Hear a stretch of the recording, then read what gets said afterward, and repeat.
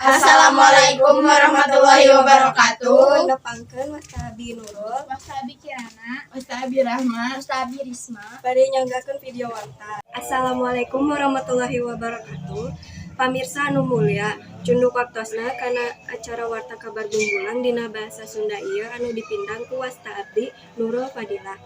Dina warta ieu sim kuring bade ngadugikeun tentang angkutan kaganggu sasak pamunguan bunggulang bolong-bolong.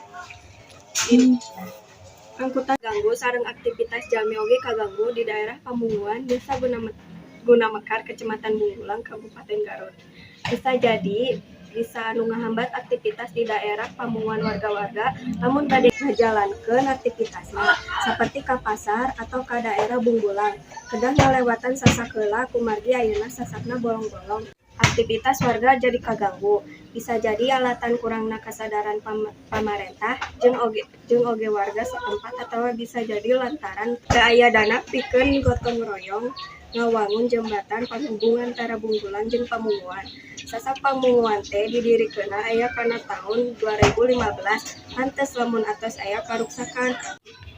Malahan mah tos sababaraha kali digentos sareng diomongan anu bolong-bolongna, tapi anger keneh wae sapatos kitu da wajah anu bahanna sapertos tina kayu wae mata kahujanan. Malahan mah tos sababaraha kali kajadian motor ti poros.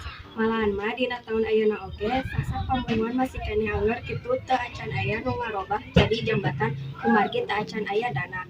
Mung sakitu wae watar ku abdi didugikeun, hatur nuhun anu kana perhatosanana. Wilujeng pangdeui di lain waktos, sing kuring Nurul Fadilah munggaran pamit undur diri. Wassalamualaikum warahmatullahi wabarakatuh.